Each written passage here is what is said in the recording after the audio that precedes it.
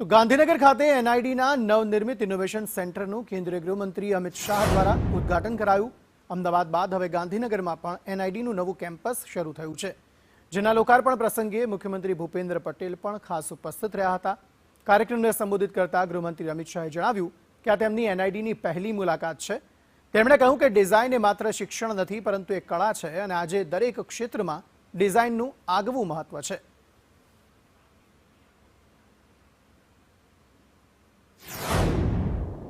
कि एनआईडी गुजरात में 1961 में क्यों बनाया?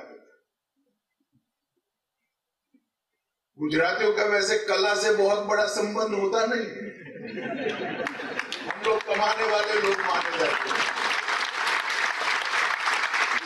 तो फिर एनआईडी को गुजरात में क्यों लाए?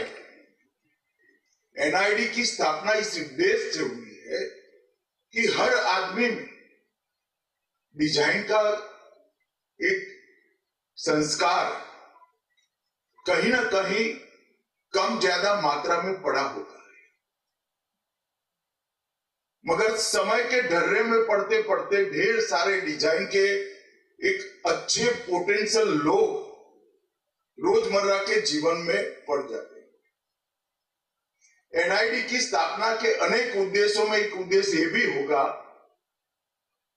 कि डिजाइन की विधा जिनके मन में संस्कार के रूप में पड़ी है, उसके पोटेंशियल को एक प्लेटफॉर्म दिया जाए और उसको समाज के सामने लाने का एक अच्छा संस्था बनाए।